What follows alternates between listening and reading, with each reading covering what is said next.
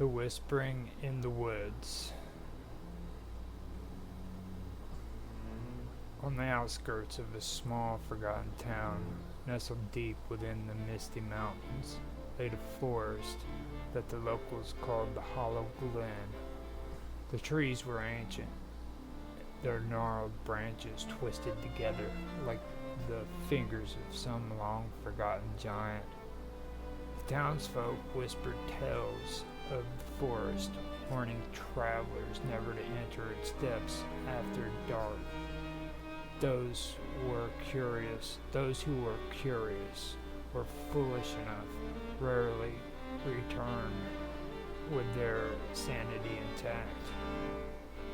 It was a cool autumn evening when a group of friends, eager for adventure, decided to camp near the edge of the Hollow Glen. They had heard the stories, of course, but they laughed them off as old superstitions.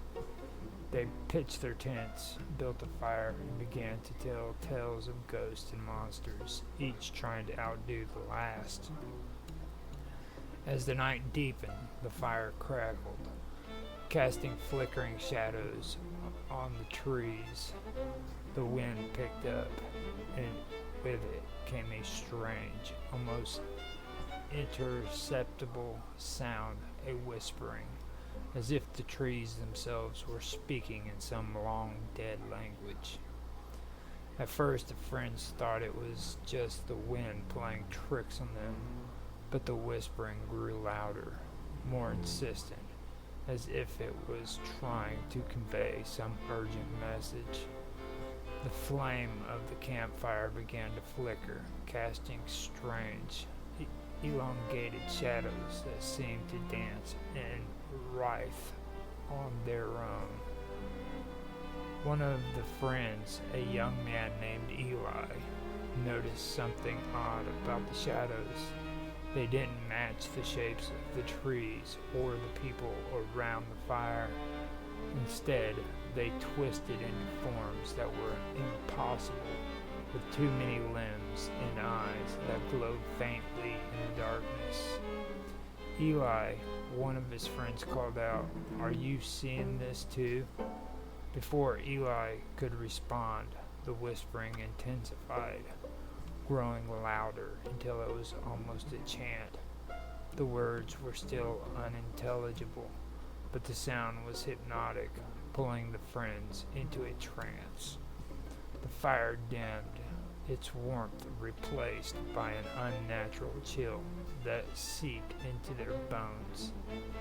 Suddenly the chanting stopped, leaving the night eerily silent. The fire had died completely, leaving only the faint glow of the embers. Eli, now fully awake, realized they were not alone. From the darkness of the Hollow Glen, figures emerged, tall, fin-shaped, with impossibly long limbs and eyes that burned like embers. The figures moved closer, their whispers now clear in Eli's mind. They spoke of ancient beings, older than time itself, who slumbered beneath the earth, waiting for the stars to align. The Hollow Glen, they said, was a gateway to these beings, and the friends had unknowingly come too close. In a sudden burst of terror, Eli tried to scream, but no sound came. The figures surrounded the group. Their whispers turned into a deafening roar. The ground beneath them began to tremble, as if something immense and powerful was stirring below. And then, as quickly as it began, it was over. The figures melted back into the darkness. The whispering faded, and the fire roared back to life. The friends found themselves alone again, the only sound, the crackling of the flames. They picked up their camp in silence, too terrified to speak of what they had just witnessed.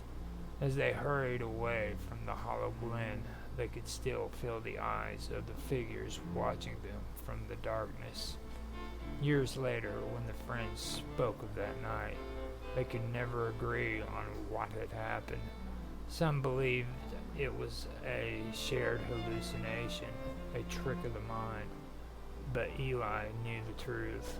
The hollow glen was a place where the veil between worlds was thin, where ancient, unfathomable beings awaited for their chance to return. And one day, when the stars were right, they would awaken.